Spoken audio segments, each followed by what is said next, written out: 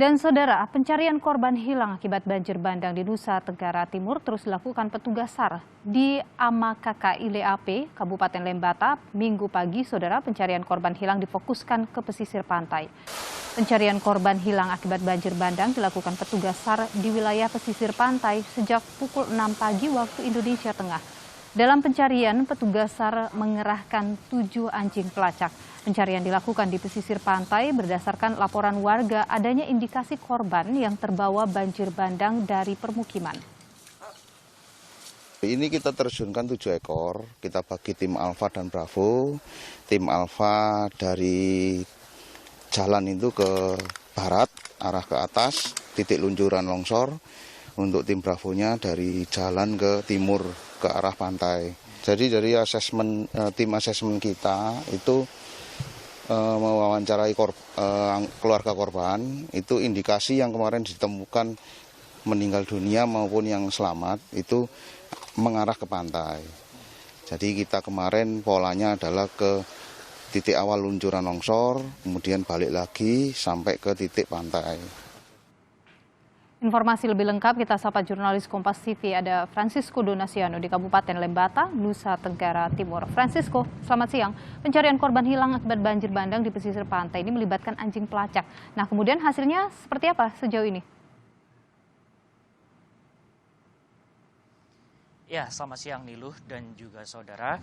Untuk proses kami informasikan terlebih dahulu di awal adalah untuk proses pencarian sendiri masih terus dilakukan dan baru dimulai untuk di pesisir timur di Desa Amakaka, Lembata, Nusa Tenggara Timur ini baru dilakukan pada hari ini karena nantinya ke-7 anjing kemudian yang diterjunkan oleh petugas SAR ini akan mencari atau mengendus terlebih dahulu mendapatkan informasi sebelum akhirnya dilakukan penandaan atau tracking. Nantinya setelah dilakukan tracking atau penandaan dengan baik itu menggunakan tali ataupun juga penanda yang lain, nanti akan dievaluasi bersama tim petugas untuk melakukan pengerukan ataupun pencarian korban yang masih hilang. Dari informasi yang kami dapatkan saja untuk di Desa Amakaka sendiri, total masih ada 10 warga yang hilang. Sehingga kemudian ke-7 anjing ini diprioritaskan untuk mencari setidaknya ada 14 orang yang masih hilang di Kecamatan Ileape ini. Niluh dan juga saudara, bercerita soal masalah pencarian ini nantinya setelah anjing pelacak ini mengkonfirmasi atau mengindikasi mencium adanya korban. Apabila nantinya masih ada korban yang bisa diselamatkan, anjing ini akan menyalak Niluh dan juga saudara. Sedangkan apabila kemudian ada indikasi korban yang sudah meninggal dunia, maka nanti anjing ini akan menunjukkan mimik wajah yang lebih sedih atau lebih diam seperti itu Niluh dan juga saudara.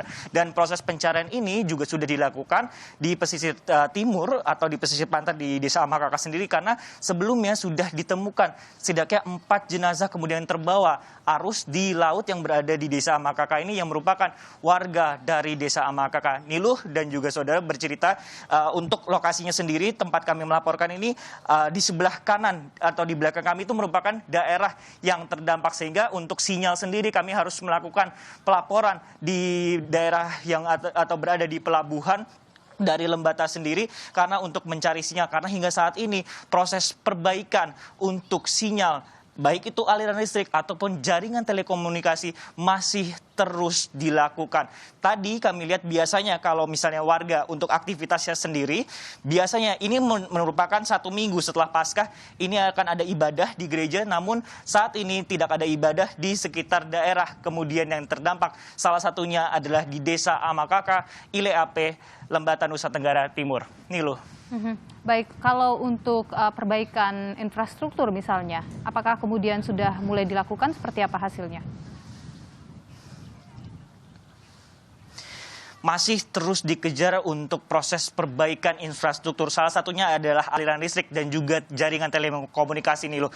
Karena pasca bencana yang terjadi akibat badai Seroja, banyak yang kami pantau kemudian tiang-tiang listrik di sepanjang jalan, khususnya di 4 desa yang terdampak di Ileape, seperti contohnya adalah Amakaka, kemudian juga Jurang Batu juga, kemudian banyak tiang listrik ini yang kemudian tidak dalam posisi tegak tapi miring, sehingga banyak juga masyarakat yang masih belum dialiri listrik. Tapi memang kami memantau petugas atau otoritas terkait berusaha semaksimal mungkin untuk melakukan perbaikan agar daerah tersebut dapat dialiri listrik. Kalau untuk proses telekomunikasi sendiri, kami pun harus melakukan atau berpergian setidaknya 5 km dari lokasi terdampak bencana menuju ke tower telekomunikasi untuk setidaknya mendapatkan sinyal kembali ataupun juga bagi masyarakat mengabarkan informasi kepada keluarga yang berada di luar dari desa-desa yang berada di Kecamatan Ile Ape, Lembata, Nusa Tenggara Timur ini yang terdampak. Selain itu juga